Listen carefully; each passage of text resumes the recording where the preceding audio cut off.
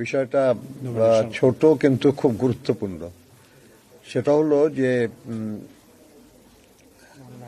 আরপিওতে না থাকা সত্ত্বেও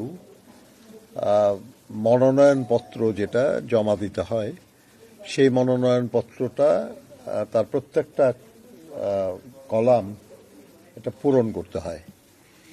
সেখানে একটা জায়গায় বলা আছে যে সন্তানেরও আয়করের হিসাব দিতে হবে, কিন্তু আরপিওতে বলা আছে এবং আমরা সবাই জানি যে প্রার্থীর উপর নির্ভরশীল যারা, তাদের তার উপার্জন বা আয় ইত্যাদির হিসাবটা দিতে হয়।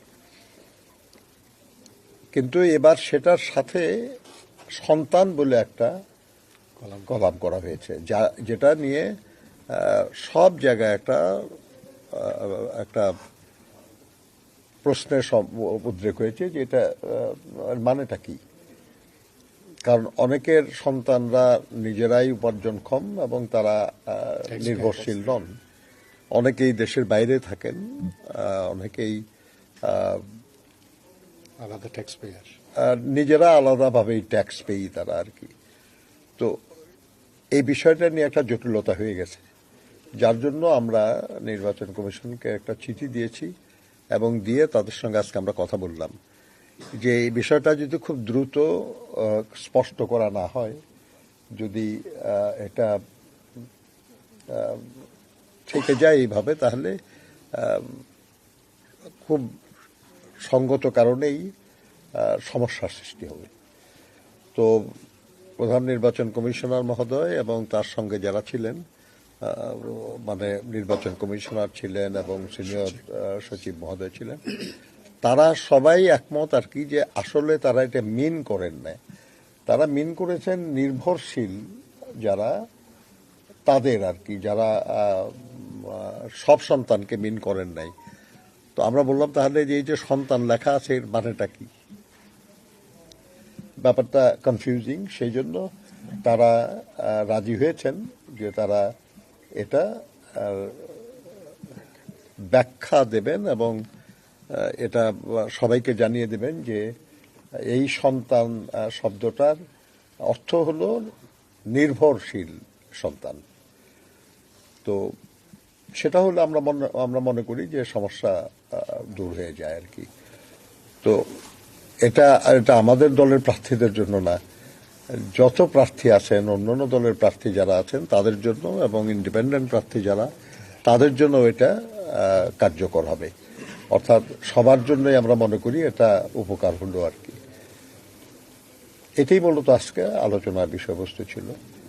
আর এমনি কথায় কথা আমরা আলোচনা করেছিলাম সোশ্যাল মিডিয়ায় এআই এর ব্যবহারের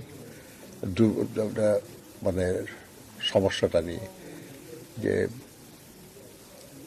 টেকনোলজি কল্যাণকর এবং উন্নয়নের জন্য বলেন, সমৃদ্ধির জন্য বলেন, সবকিছুতেই টেকনোলজি গুরুত্বপূর্ণ এবং প্রয়োজনও। কিন্তু এর অপব্যবহার এটা সমাজ এবং সভ্যতা বা উন্নয়ন সবকিছুর জন্য ক্ষতির কারণ। কাজেই যদি এআই বা টেকনোলজির অন্যান্য মাধ্যম ব্যবহার করে যদি কেউ অপপ্রচার করে কিংবা যদি কেউ মানহানিকর কিছু করে, তাহলে এই ব্যাপারে নির্বাচন কমিশন যেন শক্ত ভূমিকা নেয়, সেটার জন্য আমরা বলেছি। নির্বাচন কমিশনের একটা অফিস আছে, তারা এটা দেখাশোনা করে এবং বাংলাদেশের বিভিন্ন প্রতিষ্ঠানেরও, সরকারি প্রতিষ্ঠানগুলি, তাদেরও নিজস্ব মেকানিজম আছে। তারা সবাই মিলে এ ব্যাপারটা খেয়াল রাখবেন এবং আরো সক্রিয় হবেন তারা বলেছেন। আমরা তাদেরকে এটাও অনুরোধ করেছি যে এটা বন্ধ করার যে প্রক্রিয়া, সেই প্রক্রিয়াটা একটু সময় সাপেক্ষ, কিন্তু আপনারা যদি খুব দ্রুত ফ্যাক্ট চেক করে যদি এটাকে ফেক চিহ্নিত করেন, তাহলে আপনার এই নিয়ে নেতিবাচক প্রচারণাটা কম ক্ষতিকারক হবে। তো এটাও তারা বিবেচনার আশ্বাস দিয়েছেন আমাদের। আমরা মনে করি যে যারা এসব কাজ করে তারা তো আমাদের সবার জন্যই ক্ষতিকারক মানুষ, কিন্তু তারপরেও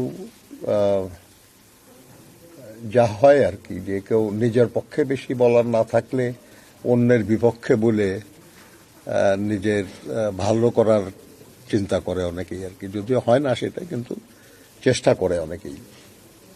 এটা অনুরোধ করা, তাদেরকে বুঝায়া বলা, এগুলো নিয়ে ভদ্রসম্মত কাজ, কিন্তু শুধু ভদ্রসম্মত কাজে তো হয় না। সেই জন্য যাতে তাদের বিরুদ্ধে আইনানুগ ব্যবস্থা নেওয়া হয়, সে অনুরোধটা আমরা করেছি।